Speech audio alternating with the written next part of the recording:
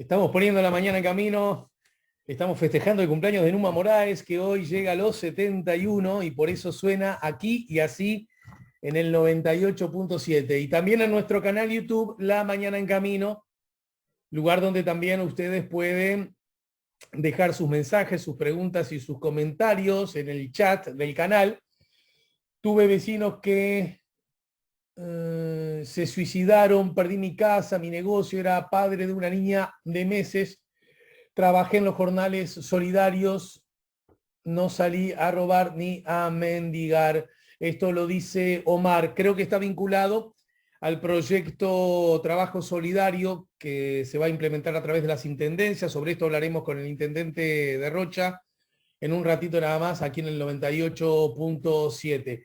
Más mensajes que llegan, 099-894-987. Por ejemplo, típicamente uruguayo: si yo tengo frío, compartís por obligación mi espacio, de todas formas, se hará lo que yo diga. Cero empatía, señora, esto lo entiende Gladys, tal cual, Ale, como que el grupo se transforma casi en jauría, lo dice alguien más a través del 099-894-987. Ahora, con mucha alegría, ahora sí, estamos recibiendo, para que tengo el audio bajo de Juan Raúl, para un poquito, a ver si ahora puedo. Ahora sí, Juan, buen día, bienvenido, querido. Buen día, un gran gusto estar con ustedes nuevamente, Ale. ¿Cómo Tenemos va que todo, recurrir a amigo? estos métodos tecnológicos que los jóvenes dominan más que los viejos. Hablando, sin embargo, justamente esta herramienta tecnológica me permite advertir que tenés algo colorado el ojo derecho. No sé si para vos es un insulto eso de colorado. No, no, no, no, no. No, esperaba que se notara menos. La verdad es que ayer sentí un dolor muy grande en el ojo. Eh, no sé, capaz que hoy voy a la urgencia del oftalmólogo. Se nota tanto, sí, que lástima. No, bueno, Yo tengo esperanza de que hoy esté mejor que ayer. no, Ayer estuve a punto de ir a creo la que no se nota urgencia. mucho. Lo noté yo, que soy medio observador. En eso soy medio terrible, pero Pero además dijiste algo colorado y empecé a mirar los almohadones del fondo del sofá, los costados, y no, digo, tranquilo, ¿qué, Juan. qué- No se coló nada colorado, tranquilo. Uno se ríe ahora, pero yo soy de la generación que, bueno, los blancos no usaban una corbata con una pintita colorada, ni loco, ¿no? Bueno, yo qué sé.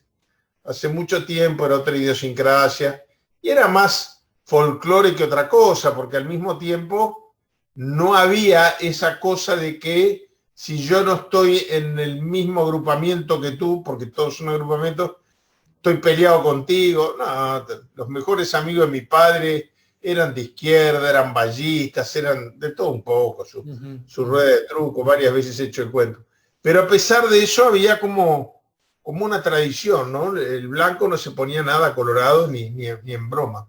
Otro asunto que creo que por lo menos en un momento tuvo cierta vigencia, o por lo menos en ciertos lugares, y era que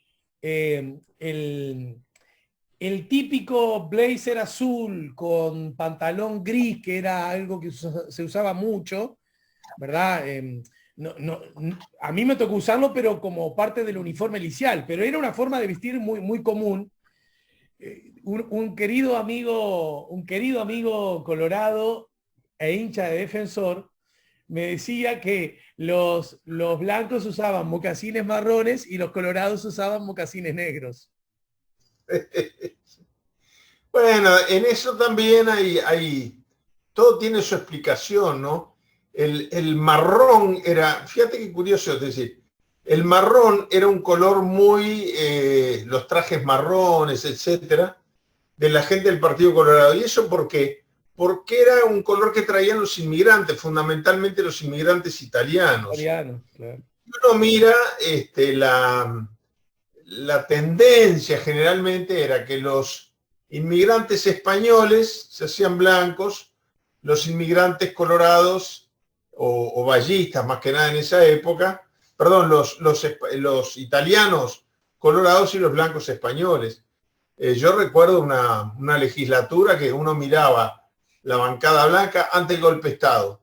Y eran Zabalza, la calle no estaba todavía, Zorrilla, Ferreira, miraba la bancada colorada, eran Chigliuti, Caputi, Chersósimo, era toda una tradición que tenía que ver también con las culturas de vestimenta.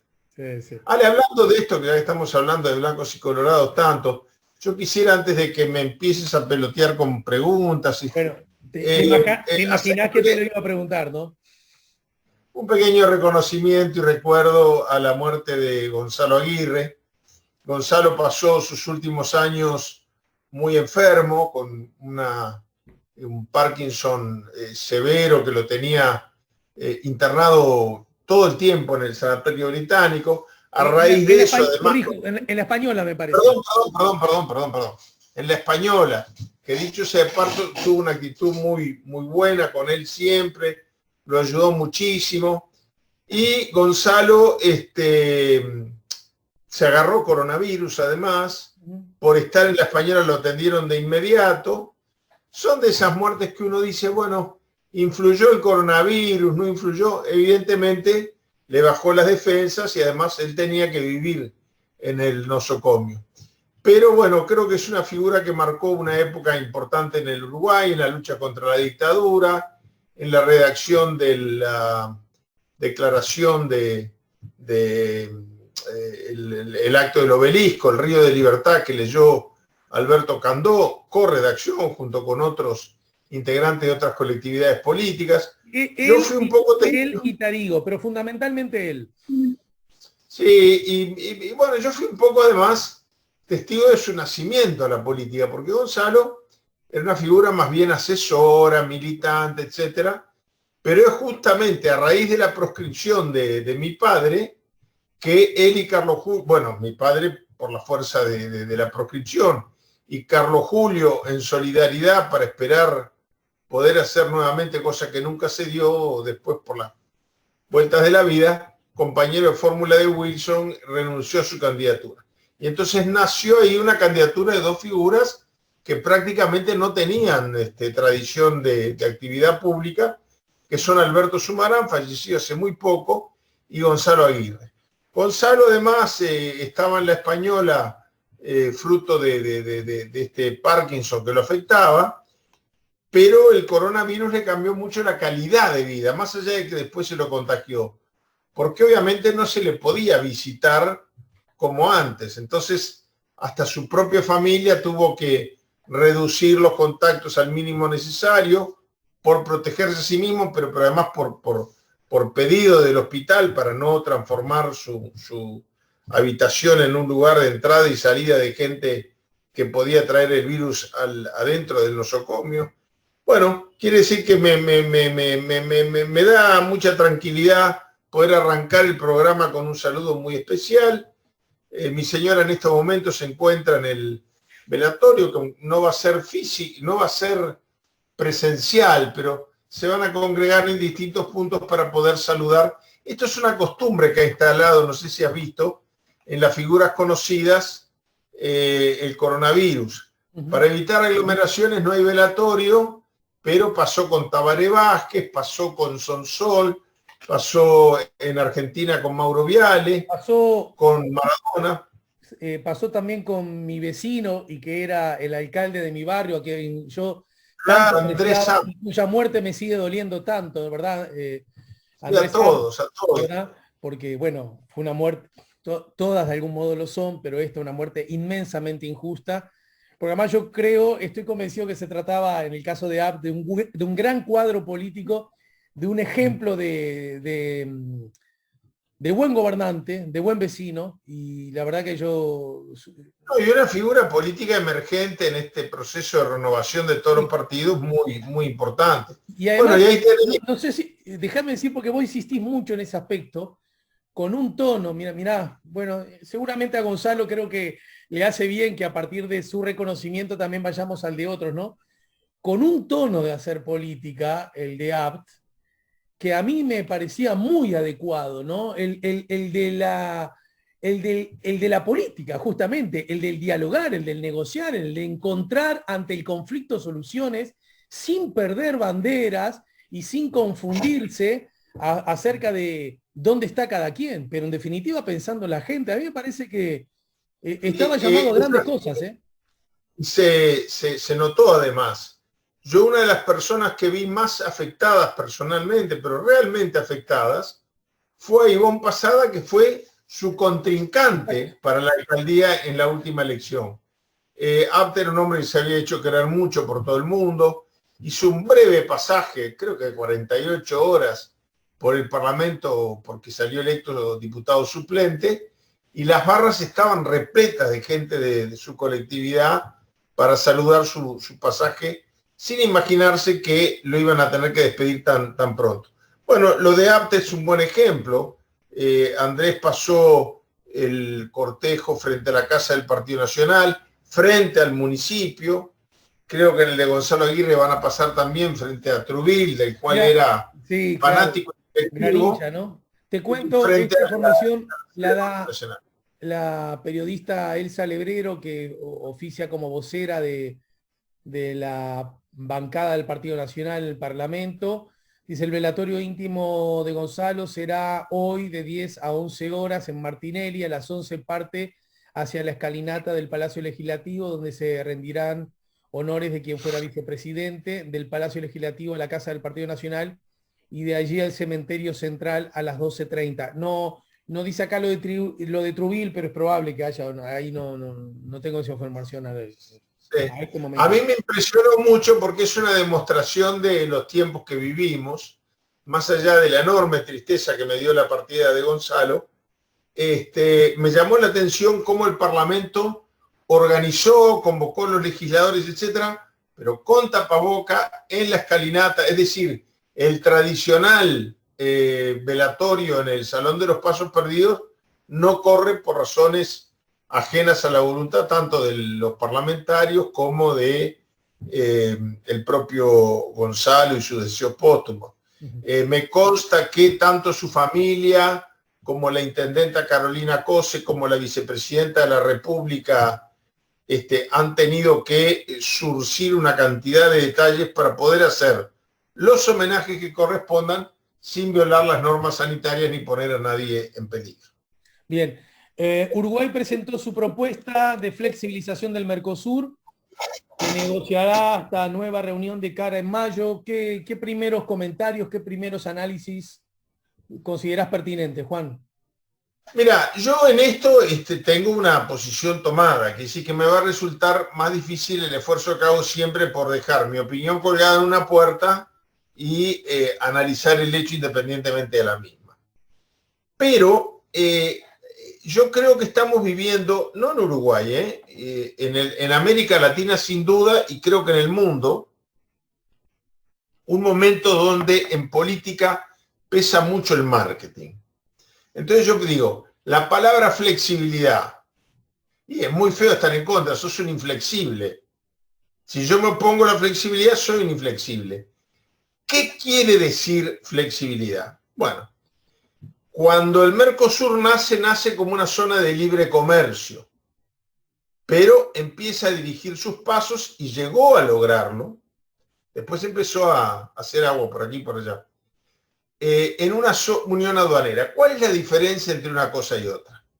Una zona de libre comercio es una zona dentro de la cual los productos intrazona, es decir, los uruguayos en Brasil, Argentina y Paraguay, los de cualquiera de estos tres países en nuestra propia tierra, circulan sin aranceles y en aquellas industrias o manufacturas o incluso commodities, productos naturales de materias primas, circulan en algunos casos con un arancel convenido para proteger la industria nacional, pero digamos que es una zona donde los productos uruguayos, brasileños, argentinos y paraguayos podían circular sin fronteras aduaneras. Eso es en teoría la zona de libre comercio perfecta.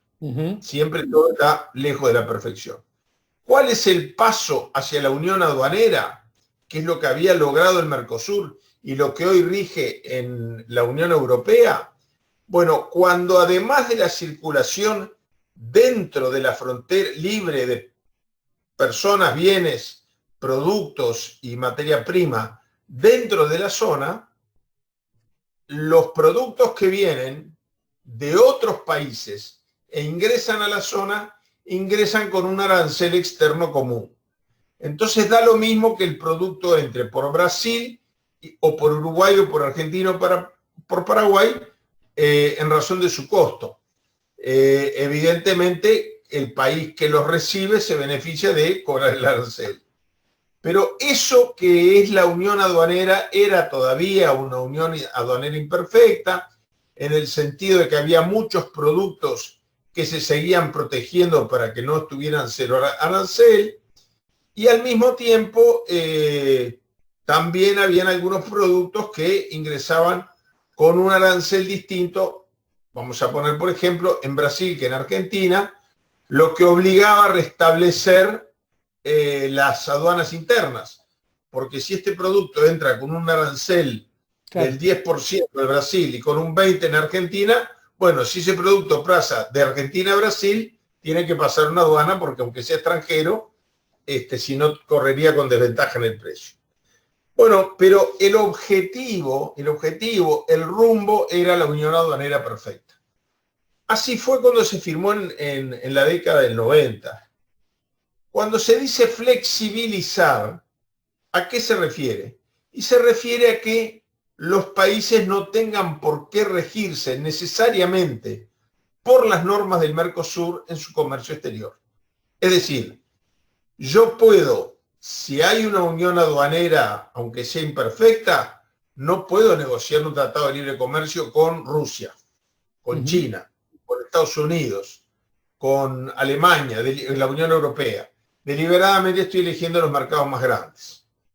Tengo que ir con el bloque si no hay flexibilidad, pero si hay flexibilidad yo anuncio, muchachos, voy a vender bicicletas estoy inventando los productos, ¿no?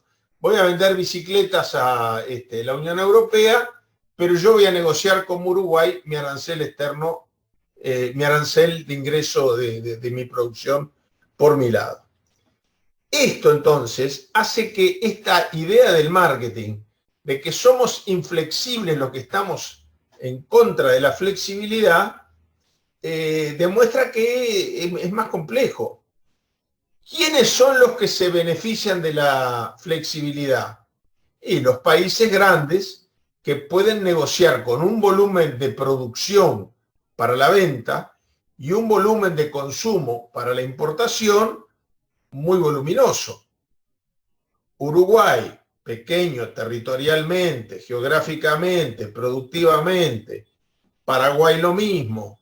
Y se perjudican enormemente, porque en vez de negociar en nombre de un gran mercado, ya sea para vender como para comprar, sale a vender individualmente, sale a negociar individualmente.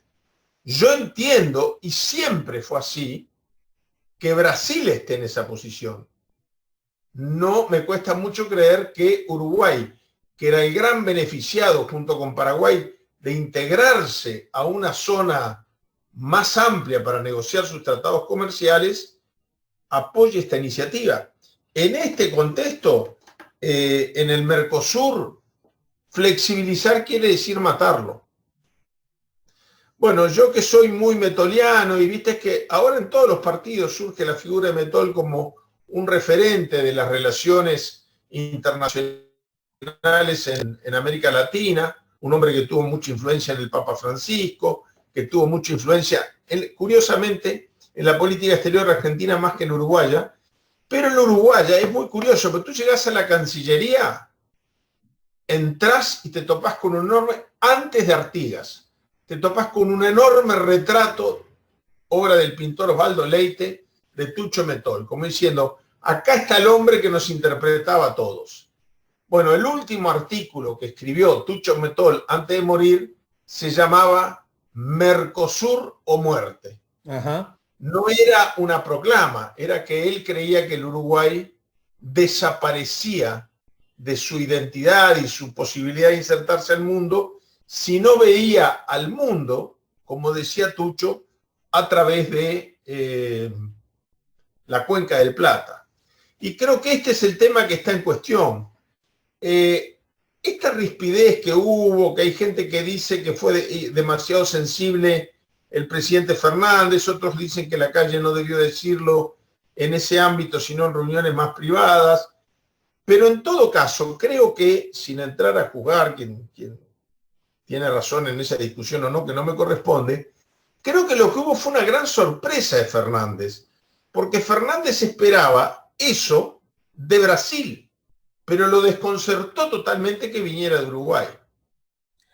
Lo que quiere decir, primero, que nadie le había avisado, es decir, tenemos una embajada en Argentina, hay un embajador argentino acá en Uruguay, que además es un hombre muy allegado al presidente de la República, el embajador Iribarne, un distinguidísimo ciudadano argentino, yo le tengo un aprecio muy, muy especial, pero además el hecho que haya coronavirus, estuvieron Fernández y la calle reunidos en Anchorena, en un asado muy informal, y no hablaron de la flexibilización, porque notoriamente Fernández quedó sorprendido. Digo, esta patadita yo la esperaba de Brasil, de acá no. Creo que también esta insistencia, primero creo que hay dos cosas que hay que fijarse acá, y lo digo con respeto, pero con una visión crítica. Primero, esta modalidad nueva de que los gobernantes se relacionen por Zoom, hay que tener cuidado, porque cuando antes de la cumbre formal, cuando eran presenciales, los presidentes tomaban un cafecito, conversaban, y che, mira que Velarde, en el Zoom es sin anestesia, pum, aparecen ahí unos enfrente a otros, y venimos invictos, ¿no? Pelea con un presidente por Zoom en la cumbre de Mercosur, pelea con un presidente por Zoom en la cumbre de Iberoamericana. Entonces hay que tener cuidado, es decir, la política exterior no se puede expresar sin anestesia, no se pueden tirar ni condicionamientos personales o juicios personales como ocurrió en la cumbre iberoamericana, ni este tipo de iniciativas que no haya sido conversada, discutida, planteada.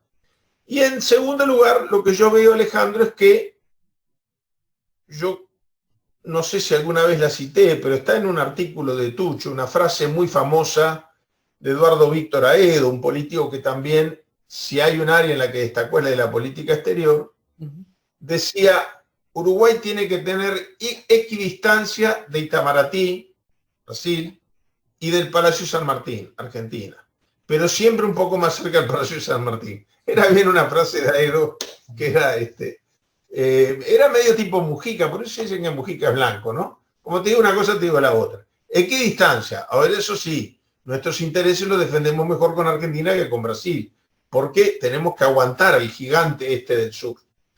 Bueno, entonces yo creo que... Pero a ver si te entiendo, Juan. Tú dices que el pedido, reclamo, exigencia, propuesta de Uruguay es una propuesta más a la medida del Brasil. Bueno, el único país que se beneficia... Uruguay se estaría transformando en vocero del Brasil. ¿Con qué fin? ¿Con qué objetivo? Bueno, a mí me llamó la atención que de alguna manera en la conferencia de prensa que dieron la ministra de Economía y el canciller Bustillo, de alguna manera lo dijeron, ¿no? Es decir, dijeron, esta idea original de Brasil que nosotros hacemos propia, la propusimos y la tiramos ante la mesa. Y después, no recuerdo, palabra más, palabra menos, Bustillo dijo, ante el silencio de Brasil, como diciendo que el rol de Uruguay podía ser, lo planteó por la positiva, valga la expresión, no le quiero dar connotación literal, pero lo planteó como una cosa buena. Uruguay acá le ayudó a Brasil a plantear el tema sin que Brasil tenga que abrir la boca. Bueno, todo es subjetivo. Yo creo que eso no es bueno, que es malo. Nosotros no tenemos que hablar por terceros países, mucho menos si son grandes y poderosos, y mucho más cuando en este caso concreto yo creo que Brasil es comprensible que se beneficie de esta situación y Uruguay y Paraguay no, y Argentina, que es menos poderosa que Brasil, tampoco. Yo creo que a mí me gustaría, ya estamos casi en el final, querido Juan, pero a mí me parece que hay un pensamiento que podría resumirse de este modo. El Mercosur al Uruguay, bueno, para citar, le está resultando un lastre. Quiero decir, ese pensamiento sostiene, si no tuviéramos esa inflexibilidad, esa rigidez del Mercosur, nosotros, Uruguay, podríamos ya haber establecido TLC de distinta envergadura con distintas grandes economías, ¿verdad? Que se verían interesadas en nosotros. Mi gran duda con relación a ese argumento es, ¿pero acaso esos mercados potencialmente interesados en hacer acuerdos con el Uruguay no están interesados en hacer acuerdos con el Uruguay en la medida que Uruguay sea puerta de entrada al Mercosur? Si vos cortás ese vínculo, esos mercados estarían con ganas de hacer un acuerdo y además, ¿cómo podrías negociar? El Mercosur negociando con poderosos le cuesta, pero Uruguay negociando solo con poderosos no le costaría. Claro, es como pensar, por ejemplo, que Uruguay se siente con la Unión Europea y diga quiero exportar soja, quiero importar chips de celular. Estoy inventando casos hipotéticos. Entonces, a lo que queremos vender, la Unión Europea va a decir, pero ¿y cuánto ofrecen? ¿Y qué capacidad de negociación tenemos nosotros? ¿La misma que si negociamos junto con la soja de los otros 3 países del Mercosur? Evidentemente no. El Mercosur nació para eso. El tema también, Alejandro, es que algunos organismos multilaterales han sido tildados de ideologizados, así fue como murió el UNASUR, por ejemplo. Curiosamente nunca se tilda de ideologizada a la OEA, pero por ejemplo, cuando se firman los tratados del Mercosur, los 4 presidentes son presidentes neoliberales, son presidentes no dirigistas. Lo que pasa es que el Mercosur es el resultado de un largo proceso que empieza con la visión de Perón, de que Argentina, Brasil, Chile y los países pequeños de la región como Bolivia, Uruguay, Paraguay tenían que integrarse para negociar en forma conjunta este tipo de tratados. Estamos hablando de 1951. Pero después cuando renace la democracia, ya durante el gobierno de Alfonsín y el primer gobierno de Sanguinetti, yo quisiera saber, yo no creo que el doctor Sanguinetti, por ejemplo, esté de acuerdo con la flexibilización del Mercosur, ni el contador Enrique Iglesias. Entonces se empezó a negociar un proceso cuando Lacalle el presidente firma él. Pero fíjate qué interesante esto. Él cuando vuelve de Asunción de firmar los tratados dice... Me quedan 2 minutos. Me enteré por el canciller Grossespiel que se venía esto y me colé por la ventana. Es decir, evidentemente no estaba muy feliz. Y en 2017 dijo, no dijo lastre, pero dijo, el Uruguay tiene que borrar hasta el último estertor. Esto es Lacalle padre del Mercosur. Entonces, yo creo, repito, que el Uruguay, primero, en sus alianzas en la región, evidentemente está apostando más a Brasil que a la Argentina. Y en cuanto a su inserción en el mundo, está pensando más en la bilateralidad que en la multilateralidad que hoy se ha impuesto en el mundo. Bien, bien.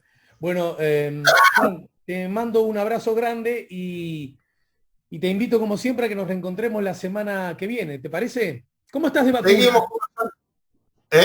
¿Cómo estás de vacunas? ¿1, 2? ¿Ninguna? Yo me anoté en el campus de Maldonado porque cuando me anoté para la primera dosis era cuando había colapsado el sistema acá. Ya Ajá. me di la segunda hace una semana. Quiere decir que en una semana más estaría con esa cuota parte de protección que daría la vacuna. Bien. Te mando un abrazo grande a vos y a tu familia, Juan Raúl. Gracias como siempre. Un abrazo muy grande, Alejandro. Nos encontramos el miércoles de vuelta.